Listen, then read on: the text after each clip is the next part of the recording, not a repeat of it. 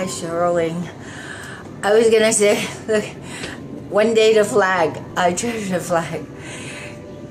flag of the United States of America that they're gonna trample on, and they already disrespected it and brought to the sports arena. You know, I don't understand this. I was gonna say it's a great day, and this is the day the Lord has made. I will rejoice and be glad in it.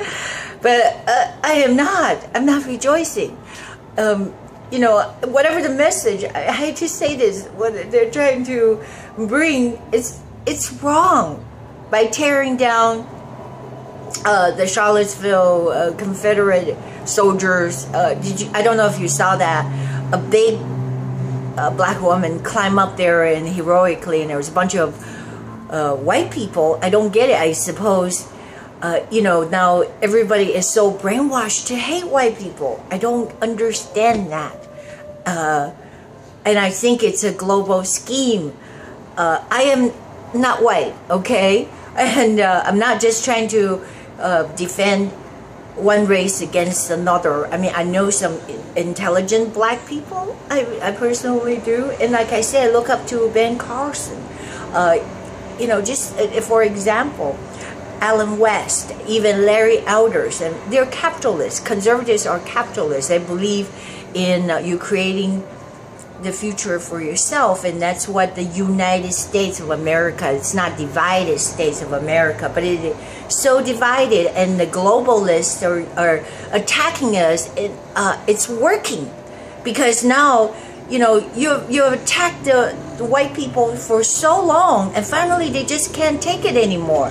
I mean, like I said, my first reaction when my roommate told me today there was a riot because of Robert E. Lee. I mean, I'm not even familiar with the figure. I go, oh, okay, great. Now I can't go see it. Robert E. Lee has been torn down or taken down. It was a hateful thing.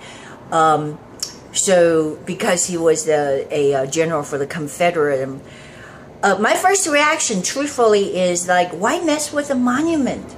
Really, the monument is not hurting nobody. It's not shooting at you. It's a taxpayer monument. And for whatever the reason you said that was unjust, or whatever the so-called unnamed soldiers, that his statue were torn down by this hateful Antifa people, and they were really gleeful. I mean, they're damaging the property of the taxpayers. So then we have to go clean it up. And they were like kicking it and laughing and screaming. This is just, it's really gut-wrenching. It's disgusting.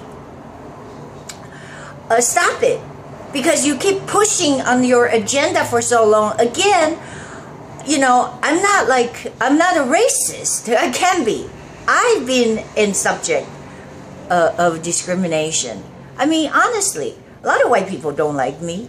I live in California. You know, it just seemed like that's a lot more diversified. I hate to use that word, but that means you've driven white people out.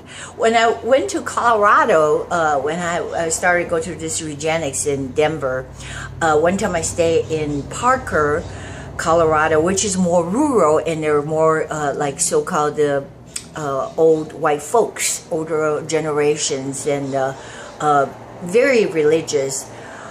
I have nothing against them, but immediately the owner of that chiropractic building, because a friend of mine, Dr. Lee, it's so funny, his name is Lee, but Lee doesn't mean that you're Chinese. That's not why I sympathize with Robert Lee, okay? Anyways, so he was going out of town to Brazil or somewhere, you know, for a vacation, dive vacation, but he had a laser in the office, and in fact, so he gave me the keys because I have a certain date on my eugenics procedure.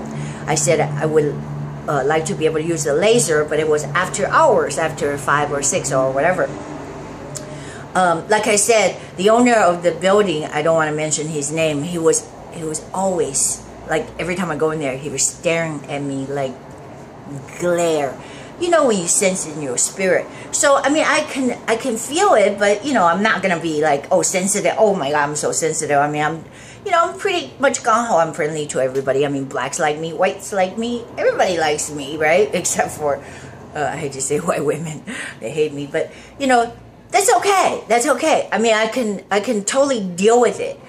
So I can deal with the harsh looks. But that day when I barely hobble in there because I just had a bone marrow draw, which they take, you know, the so-called the bone marrow aspiration from your bone. They have to go through the bone, through the so-called the pelvis regions, and after the anesthesia, I barely wobble in there to Parker. It was a huge traffic, so I was in really good pain. I could not barely walk, even with the crutches. I couldn't even barely put them down. So I was on crutches.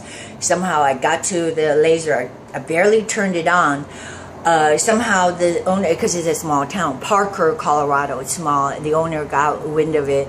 And anyway, so this older white guy, like I said, conservative, Republican, whatever, you know, Christians, and I don't blame him, but he came with a crowbar. He's like, you know, you leave. I'm not even a man. I can't believe that he would do that. I mean, with literally ice stairs, and demand me to leave the building immediately.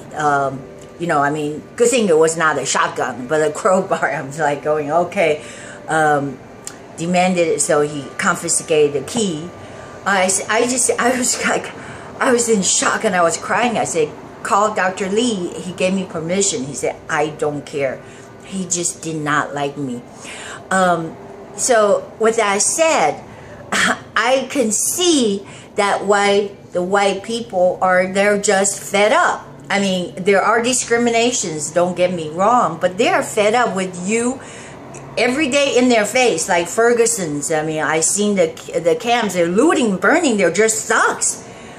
So they're at fault. They were just taking everything, finding an excuse. I mean, this is scary. It's like, you know, the Aunt Jemima party that gone wild. Everybody's like grabbing stuff, right? You know, they're all black folks. So what I'm trying to say is, why are you always like, you know, turning people off with your message? That's not a good way to win heart and souls. I mean, I'm afraid to date a black man because they're always got the chip on their shoulder. Oh, I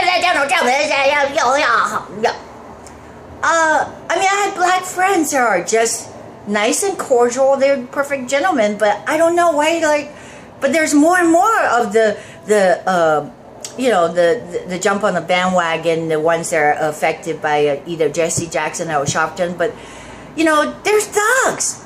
They just blackmail people. You know, NAACP, this turning me off. Just blackmailed Airbnb for 20% their whole income by making them feel guilty. They said, well, you need to educate the hosts for Airbnb to not to give preferential treatment, you know, I guess, or non-preferential treatments. They're just saying that the black people cannot get a rental on Airbnb because they're being discriminated against. I don't know. I just saw a headline, and now so Airbnb is being blackmailed. So this is not a way to win the hearts and souls of men. I'm just saying, you know, I'm, again, like I said, I've been a victim on both sides. Yes, I have been. I mean, you know, when I first was in America, like I said, I had a very misfortunate past.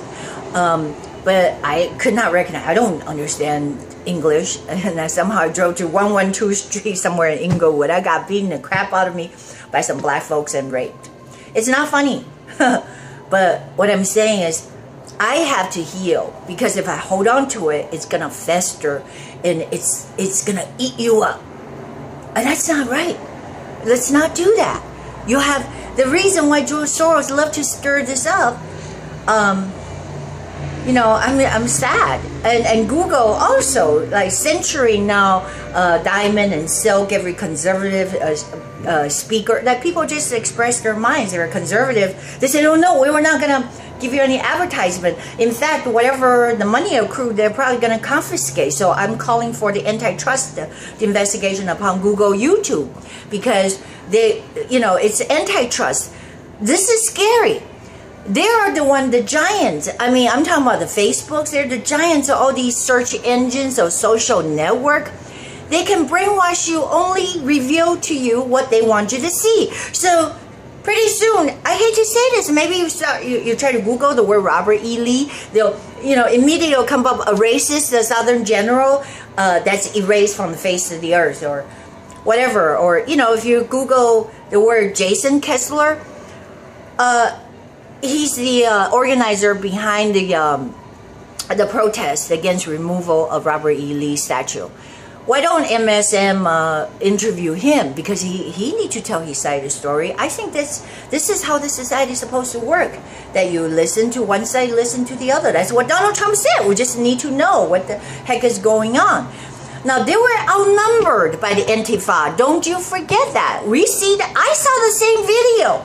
And I even posted a video of how the Antifa, they have this organization called Go Fund Your Next Riot or something. What's the name of the website? Anyways, so they have it on Craigslist. The Craigslist, it's a free ad, right?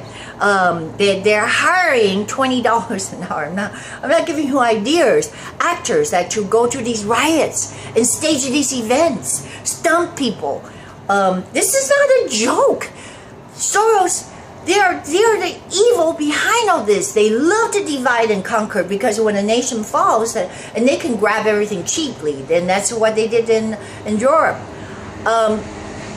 So what can I say? I'm just saying, I'm angry because I've never seen $1 from this YouTube, Google, and they're censoring ads just because of you're not aligned with their thinking. Like this guy, I'm just saying not aligned, not misaligned or whatever. It's PC. If you don't have the freedom to say, if you don't say the way they want to hear it. But that's not really the platform is supposed to be. There's an advertiser for every speech. And because there's the Hills, the Hillsdale, Heritage Foundation, and these people advertise as well. So now they have no platform, and that's not fair. So now they're saying we're gonna hit you in the wallet book. Then therefore you dare not to say anything about Antifa, about UC Berkeley burning down the flag. If you say something against Nancy Pelosi, Chuck Schumer, and these monsters, and say, well, we should not fund to have the illegals to leech off us. That's all of a sudden incorrect. I don't know. I don't think that's proper. I mean, nothing I can do. There's nothing I can do. I'm just saying, I'm the little guy. I'm like that, you see the tanks in Beijing, Tiananmen Square, the little person just waiting to get run over. Come